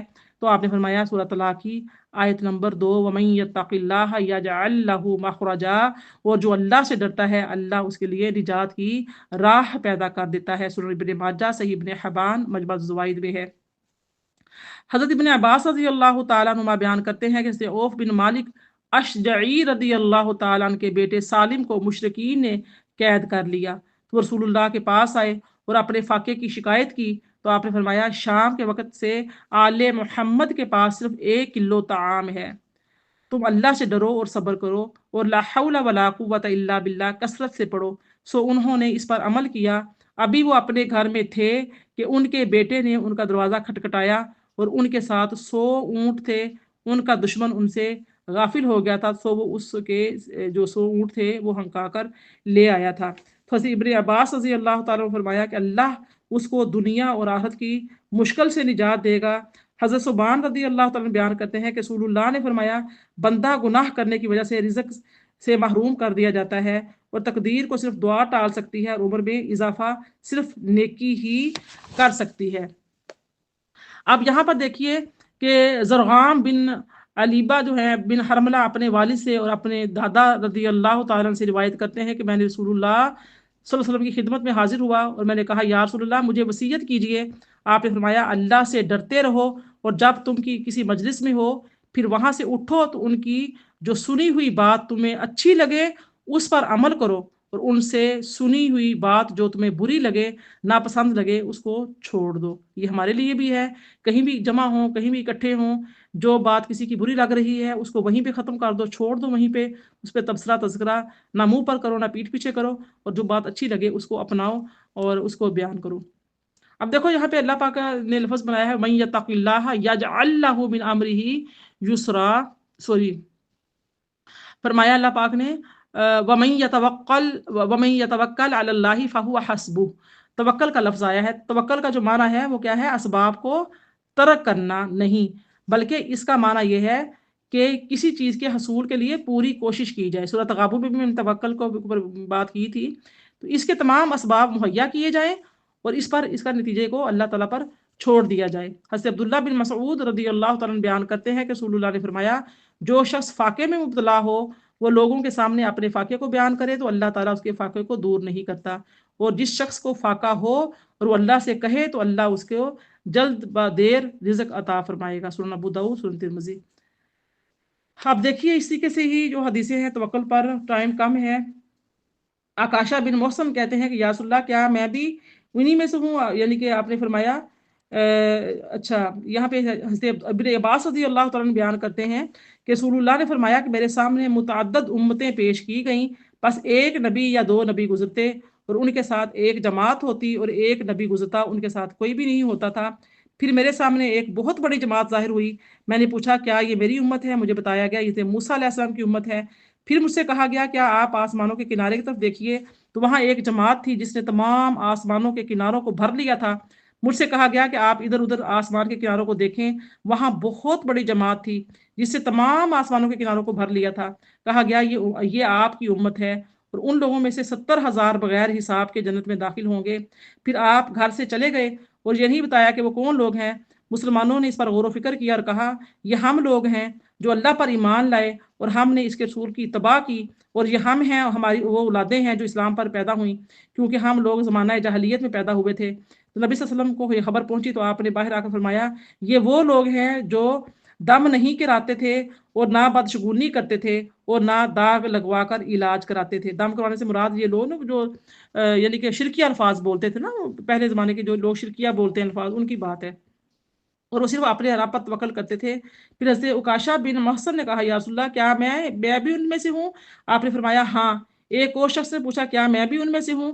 آپ نے فرمایا تم پر عکاشہ نے سبقت لے لی ہے۔ میری پیاری بہنوں، حضرت عمر بن خطاب رضی اللہ تعالیٰ عنہ بیان کرتے ہیں کہ میں نے رسول اللہ صلی اللہ علیہ وسلم کو فرماتے ہوئے سنا کہ اگر تم اللہ پر اس طرح توکل کرو جس طرح توکل کرنے کا حق ہے تو تم کو اس طرح رزق دیا جائے گا جس طرح پرندوں کو رزق دیا جاتا ہے، وہ صبح کو بھوکے نکلتے ہیں اور شام کو پیٹ بھر کر لوٹتے ہیں۔ تو میری پیاری بہنوں، حضرت مطلب بن حنطب رضی اللہ تعالیٰ عنہ بیان کرتے ہیں کہ بے شک رسول اللہ نے فرمایا اللہ تعالیٰ نے مجھے جن کاموں کا حکم دیا ہے میں نے تمہیں ان تمام کاموں کا حکم دے دیا ہے، اور اللہ تعالیٰ نے مجھے جن کاموں سے منع کیا تھا میں نے تمہیں ان کاموں سے منع کر دیا ہے، اور بے شک روح العمی نے میرے دل میں یہ بات ڈالی ہے، یعنی کہ حضرت جبرائیل علیہ السلام نے، کہ کوئی شخص اس وقت تک ہرگز نہیں مرے گا حتیٰ کہ وہ اپنے رزق کو پورا کر لے، پس تم اچھی طرح طلب کرو۔ دوسری روایت میں ہے کہ حلال کو طلب کرو اور حرام کو तर्क कर दो, हराम को छोड़ दो। हजरत अबू दर्दा रदी अल्लाह ताला अन्हु बयान करते हैं कि रसूलुल्लाह ने फरमाया, रिज्क बंदे को इस तरह तलब करता है जिस तरह उसकी मौत उसको तलब करती है। हज़रत इब्न अब्बास रज़ी अल्लाह ताला अन्हुमा बयान करते हैं कि अहले यमन हज करते थे और ज़्यादा राह नहीं ले जाते थे और कहते थे कि हम तवक्कल करने वाले हैं, और जब मक्का पहुंचते तो लोगों से सवाल करते थे। तो अल्लाह ताला ने ये आयत नाज़िल फरमाई, व तज़व्वदू फ़इन्न खैरज़्ज़ादित तक़वा, और ज़्यादा राह सफ़र यानी सफ़र खर्च यानी कि ये ले लिया करो, बेहतरीन ज़्यादा राह तकवा है, यानी कि अल्लाह से डरना और सवाल ना करना है। सही बुखारी की हदीस मुबारक है। तो मेरी प्यारी बहनों, इस हदीस मुबारक में हमें ये दलील मिलती है कि असबाब को तर्क करना तवक्कल नहीं है। फिर फरमाया कि बेशक अल्लाह अपना काम पूरा करने वाला है। हज़रत इब्न अब्बास रज़ी अल्लाह ताला अन्हु ने फरमाया कि इस आयत का माना ये है कि अल्लाह ताला अपनी मखलूक में से जो कुछ पैदा करना चाहता है वो पूरा करने वाला है। अब देखिए मेरी प्यारी बहनों, अब इसमें जो लफ्ज आया है व यरज़ुकुहू, आयत नंबर 3 है, व यरज़ुकुहू मिन हैसु ला यहतसिब व मन यतवक्कल अल्लाहि फहुवा हस्बुहु इन्नल्लाहा बालिगु अम्रिहि क़द जअलल्लाहु लिकुल्लि शैइन क़दरा। और अल्लाह ऐसी रिज़्क़ अता फरमाएगा जहाँ से इसका गुमान भी नहीं होगा, और जो शख्स अल्लाह पर तवक्कल करता है तो अल्लाह से उसे काफ़ी हो जाता है। बेशक अल्लाह अपना काम पूरा कर लेने वाला है। बेशक अल्लाह ने हर शय के लिए अंदाज़ा मुकर्रर फरमाया है। यहाँ पे तकदीर की बात हो रही है। तो तकदीर के माना होता है किसी चीज़ की मिकदार को मुकर्रर करना, मुअय्यन करना। और अल्लाह की तकदीर का माना यह है कि किसी चीज़ को हिकमत के तकाजे से मखसूस मिकदार, मखसूस सिफ्त, मखसूस मुद्दत के लिए बनाना। इस भी किसी दो किस्में हैं, किसी चीज़ को दफ़ातन और इब्तदाअन कामिल बनाना, मुकम्मल बनाना, जल्दी बनाना, और इसके बाद में ज़्यादती या कमी या तब्दीली ना करना। जैसे कि सात आसमान है, इस चीज़ के असूल मौजूद बिलफ़ेल हों और इसके अज्ज़ा मौजूद बिलकुव्वा हों, और इसको इस अंदाज़ से बनाया जाए कि इससे वो हर चीज़ मौजूद हो, ना कि कोई हर चीज़। जैसे खजूर की गुठली है, इसको अंदाज़े से बनाया गया है, इससे खजूर ही पैदा होती है, सेब पैदा नहीं होता। इंसान की जो यानी कि मनी है वो इस अंदाज़े से बनाई गई कि इससे इंसान ही पैदा होता है, कोई हैवान पैदा नहीं होता। तो मेरी प्यारी बहनों, बहुत ज़्यादा ये तकदीर के ऊपर जो है इंशाल्लाह ताला इस पर भी हम कोर्स करेंगे कि तकदीर जो है वो कितनी अक़साम की होती है। तकदीर तकदीर कहते किसे हैं? तकदीर पर जो है ईमान लाना फ़र्ज़ है, और तकदीर से मुतल्लिक़ हमें जानना भी बहुत ज़रूरी है। और वो ये एतक़ाद रखना कि अल्लाह ताला बंदों के तमाम अफ़आल का ख़ालिक है, ख्वाह वो खैर हों या शर हों। अल्लाह ताला ने बंदों को पैदा करने से पहले इनको अफ़आल को लौहे महफ़ूज़ में लिख दिया था। अल्लाह ताला का इरशाद है, वल्लाहु ख़लक़कुम व मा तअमलून, और अल्लाह ने तुम्हें पैदा किया और तुम्हारे अमाल को। तो मेरी प्यारी बहनों, बस ईमान और कुफ़र, अताअत और मासियत सब अल्लाह की क़ज़ा और क़दर से है, और इसकी इरादा और इसकी मैशियत से है। अल्लाह वो ईमान से राज़ी होता है और कुफ़र से नाराज़ होता है। तो ये हम तमाम तकदीर जो है इंशाअल्लाह ताला पढ़ेंगे। तकदीर पर अल्लाह ताला के असरार में एक सिर जो है वो राज है जो छुपा हुआ है, जिस पर इसने किसी मुकर्रब फरिश्ते को मुत्तले नहीं फरमाया, ना किसी नबी मुरसल को यानी कि इस पे मुत्तले फरमाया है। और कौन सी तकदीर पे मुत्तले फरमाया है, कौन सी तकदीर पर नहीं फरमाया, इंशाअल्लाह ताला आइंदा इसको हम देखेंगे। आप देखें, फिर आगे देख लीजिए, इसकी आयत नंबर 4 देखिए। फरमाया जिन औरतों को हैज़ आता है इनकी इद्दत यानी कि यहाँ पे बयान फरमाई जा रही है, वल्लाई या इसना मिनल महीद मिन निसाइकुम इन इर्तबतुम फइद्दतुहुन्ना सलासतु अशहुरिम वल्लाई लम यहिद व उलातुल अहमाली अजलुहुन्ना अन यदअन हमलहुन व मन यत्तकिल्लाह यजअल लहू मिन अमरिही युसरा। और तुम्हारी औरतों में से जो हैज़ से मायूस हो चुकी हों, अगर तुम्हें शक हो कि उनकी इद्दत क्या होगी, तो उनकी इद्दत 3 महीने है। और वो औरतें जिन्हें अभी हैज़ नहीं आया, उनकी भी यही इद्दत है। और हामिला औरतें तो उनकी इद्दत उनका वदाए हमल है। और जो शख्स अल्लाह से डरता हो तो उसका काम भी उसके काम में भी आसानी अल्लाह पाक फरमा देता है। बिल्कुल वाज़ेह है, यहाँ पे 3 तरह की औरतें हैं। एक औरत वो जो हैज़ से मायूस हो चुकी है, जिसका पीरियड्स आने बंद हो गए हैं, उम्र के इसी हिस्से को पहुंच गई है कि आप कोई उम्मीद नहीं रही, उसकी इद्दत बताई जा रही है। उसकी इद्दत जो है वो 3 महीने है, ठीक है। और वो औरतें जिनको अभी हैज़ नहीं आया, ठीक है, बच्चियों के अर्ली एज में निकाह कर दिए गए, उनको पीरियड्स अभी स्टार्ट ही नहीं हुए, तो उनकी इद्दत भी कितनी है? 3 महीने है। और जो हामिला औरतों की इद्दत बताई जा रही है वो है वदाए हमल। जब बच्चा पैदा होगा, हामिला औरत है, اس کو طلاق ہوگی یا شوہر فوت ہو گیا تو بچہ کل پیدا ہو گیا، میں نے پہلے بھی بیان کیا ہے، 9 مہینے بعد پیدا ہو، 4 مہینے بعد، جب بھی بچہ پیدا ہو جائے گا، بدائے حمل ہو جائے گا، فوراً ہی اس کی عدت یعنی کہ ختم ہو جائے گی۔ تو جو شخص یہ سب کچھ کس کے لیے ہے؟ جو اللہ تعالیٰ سے ڈرتا ہے تو وہ اس کے کام میں آسانی فرما دیتا ہے، بے شک ایسا ہی ہے۔ پھر فرمایا ذالک امر اللہ انزلہ الیکم ومن یتق اللہ یکفر عنہ سیئاتہ ویعظم لہ اجرا، یہ اللہ کا امر ہے، یعنی کہ امر کا مطلب کیا ہے؟ اللہ کا حکم ہے جو اس نے تمہاری طرف نازل فرمایا ہے، اور جو شخص اللہ سے ڈرتا ہے وہ اس کے چھوٹے گناہوں کو اس کے نامہ اعمال سے مٹا دیتا ہے اور اجر و ثواب کو اس کے لیے بڑا کر دیتا ہے۔ بالکل واضح آیا مبارکہ ہے، اللہ پاک نے جو احکامات بیان کیے ہیں، جو طلاق دینے کا طریقہ اللہ پاک نے بتایا ہے، جو حدود مقرر کی ہے مردوں کے لیے اور عورتوں کے لیے، ان کے لیے اللہ پاک فرما رہا ہے کہ یہ اللہ پاک کا حکم ہے، تم کیا کرو؟ اس پر ایمان لاؤ۔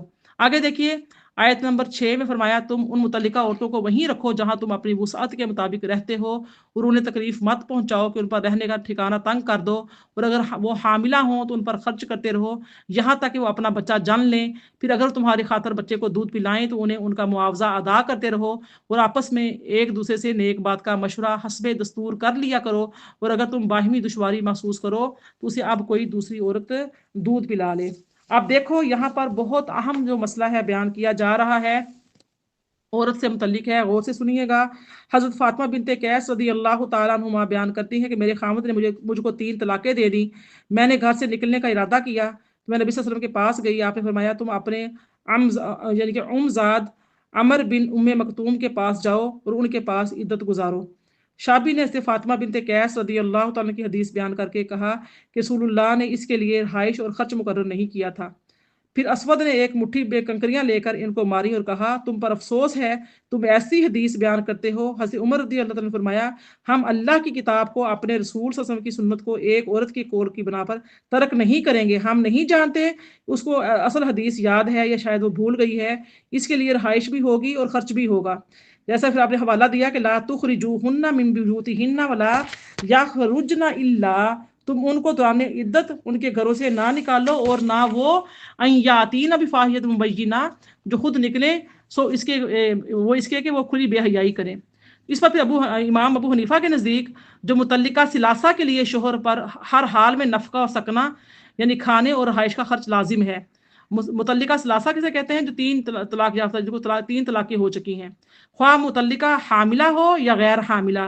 امام احمد بن حنبل کہتے ہیں کہ متعلقہ ثلاثہ اگر حاملہ ہو تو اس کے لیے نفقہ اور سکنا لازم ہے، ورنہ کچھ لازم نہیں۔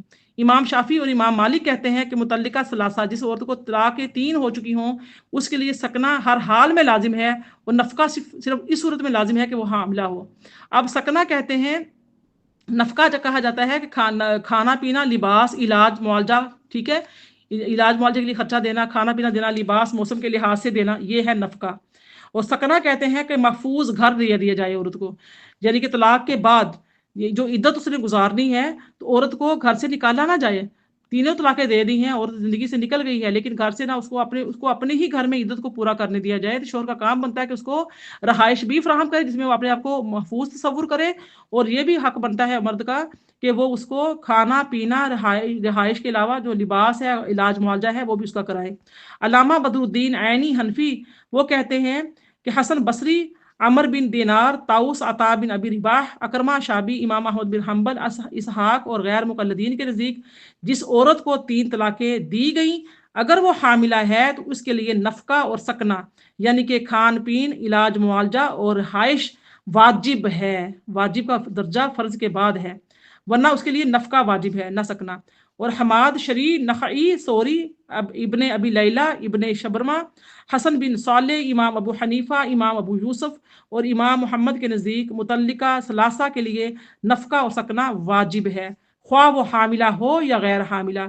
حضرت عمر ابن مسعود رضی اللہ تعالیٰ عنہما کا بھی یہی مسلک ہے، اور عبد الرحمن بن مہدی، ابو عبیدہ، امام مالک، امام شافعی کا مسلک بھی یہی ہے کہ متعلقہ ثلاثہ کے لیے سکنا تو ہر حال میں لازم ہے، اور نفقہ اس وقت لازم ہوگا جب وہ حاملہ ہوگی۔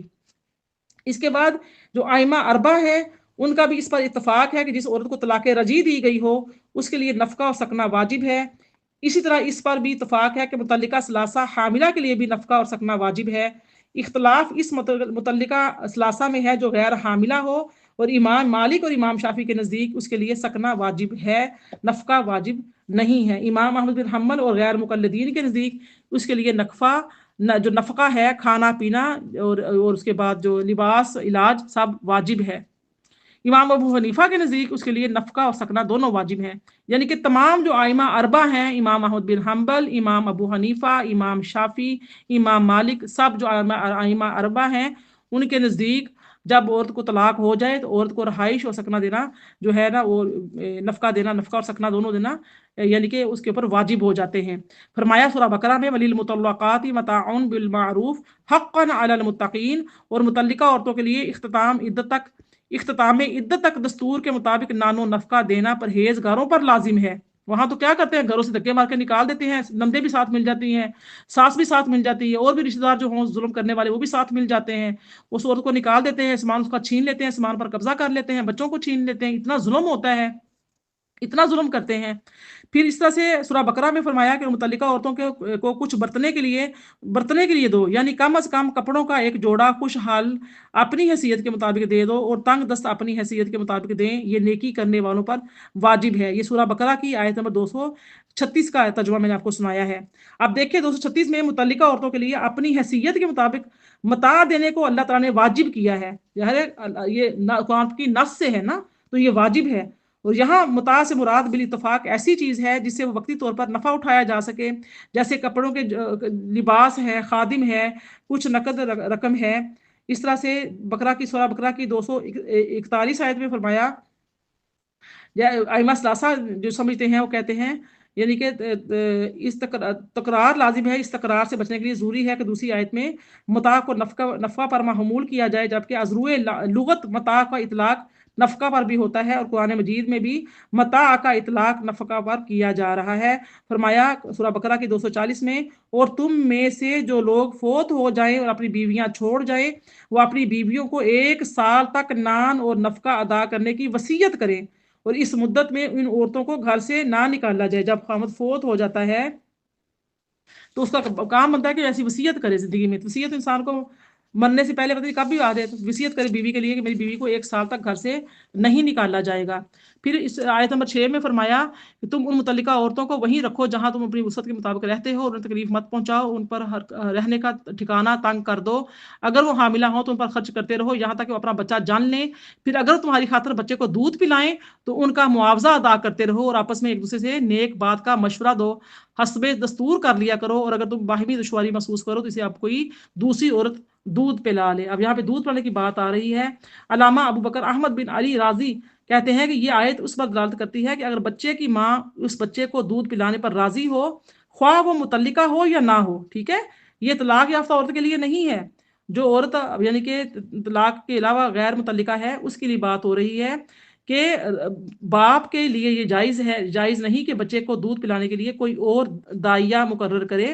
بچے کا باپ پر یہ لازم ہے کہ وہ بچے کی ماں کو بچے کا دودھ پلانے کی اجرت ادا کرے، بشرط یہ کہ بچے کی ماں رواج اور دستور کے مطابق دودھ پلانے کی اجرت طلب کرے۔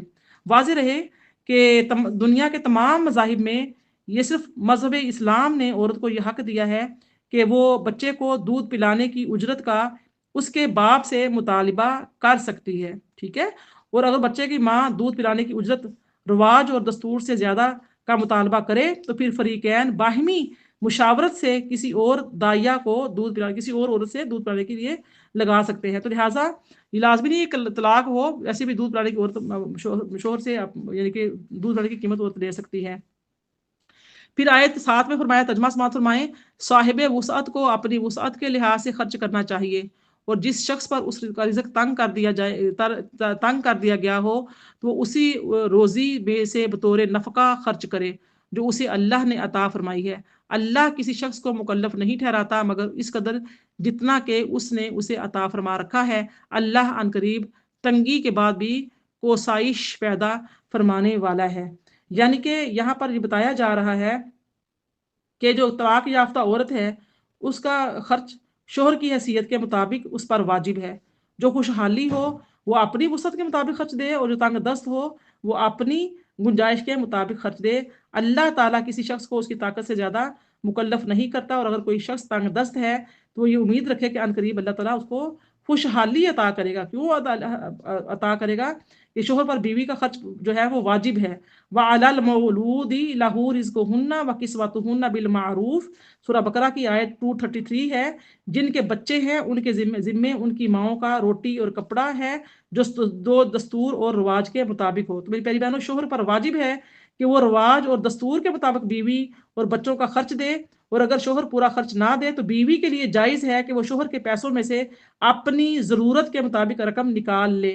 حضرت عائشہ رضی اللہ تعالیٰ عنہ بیان کرتی ہیں کہ حضرت ہند بنت عتبہ رضی اللہ تعالیٰ عنہا نے کہا، یا رسول اللہ، حضرت ابو سفیان رضی اللہ تعالیٰ عنہ کنجوس آدمی ہیں، وہ مجھے اتنا خرچہ نہیں دیتے جو مجھے اور میری اولاد کو کافی ہو، سوائے اس کے کہ میں ان کا لا علمی میں ان کے پیسے نکال لوں۔ تو آپ نے فرمایا تم دستور کے مطابق اتنے پیسے لے لو جو تمہارے اور تمہاری اولاد کے لیے کافی ہوں۔ صحیح بخاری، سنن ابو داؤد، سنن نسائی، مسند احمد۔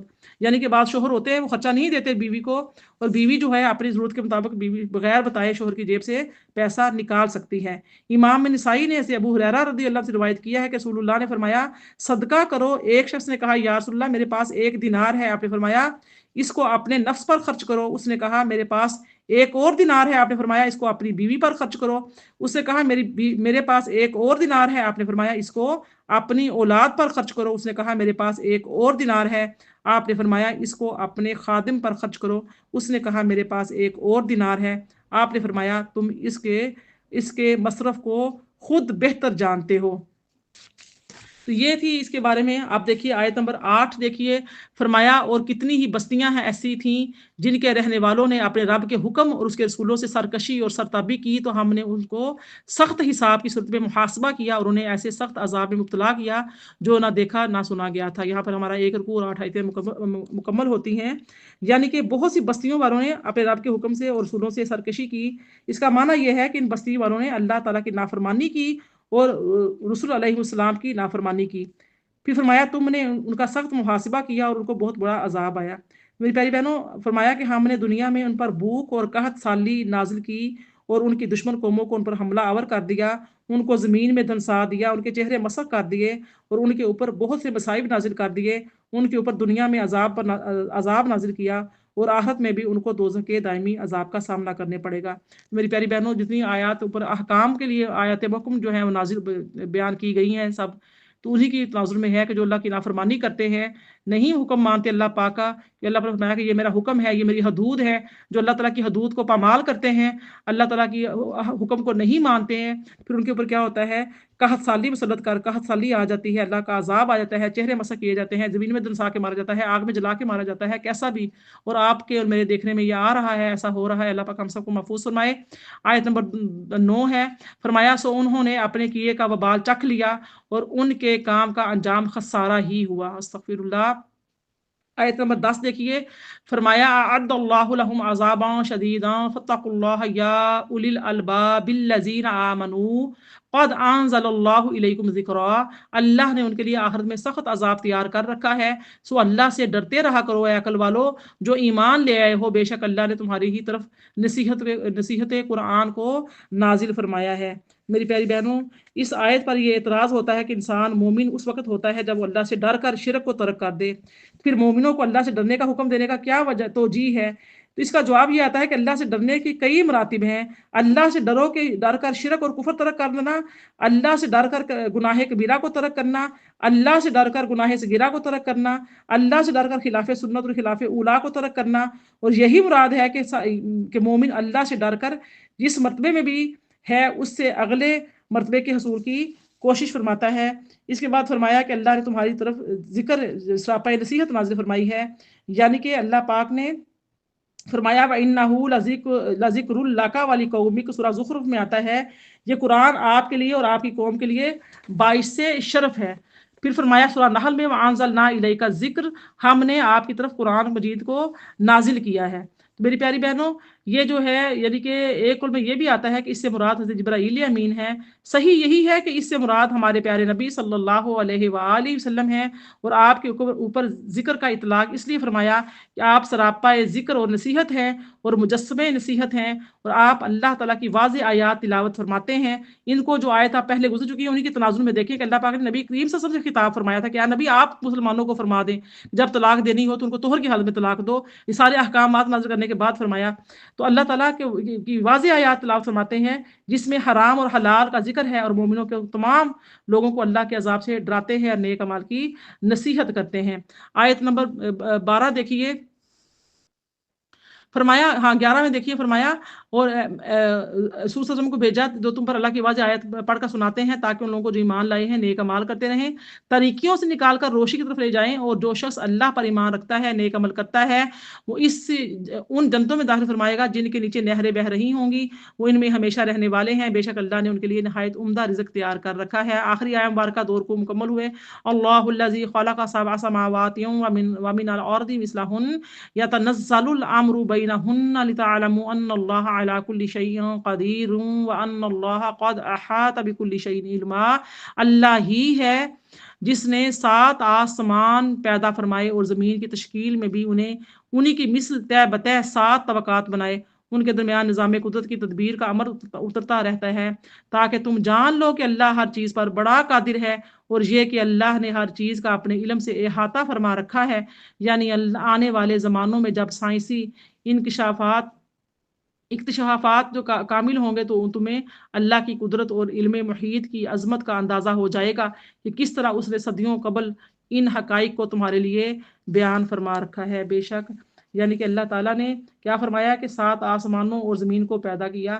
اس جو آیت نمبر 12 ہے جو اس میں اللہ پاک نے 7 آسمانوں اور زمینوں کا ذکر فرمایا ہے، یہ میں نے سورہ حدید کی مکمل طور پہ تفسیر میں مکمل بیان کیا ہے، تو آپ اس آیت کا اگر آپ سننا چاہتے ہیں زمین و آسمان کی کائنات کا ذکر تذکرہ تو آپ وہ یعنی کہ سورہ حدید جو ہے اس کو میرے چینل پر اپلوڈ کیا گیا ہے، اس کو سن کر آپ سمجھ سکتے ہیں۔